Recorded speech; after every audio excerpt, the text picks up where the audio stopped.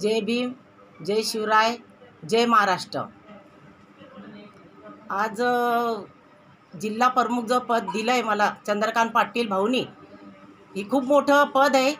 आम्ही सर्व महिला एकत्र येऊन चंद्रकांत पाटील भाऊच्या पाठीशी उभे राहू आणि शिंदे साहेब यांना परत मुख्यमंत्री बनवू। गावागावात आम्ही शाखा ओपनिंग करू आणि महिलाची शक्ती ही आम्ही शिवसेनेची शक्ती दाखवून देऊ।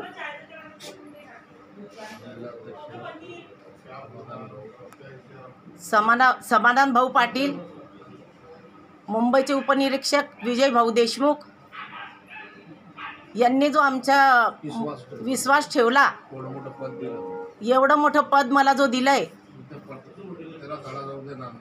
या पदाचं खूप मोठं योगदान शिंदे साहेबाला होणार आहे।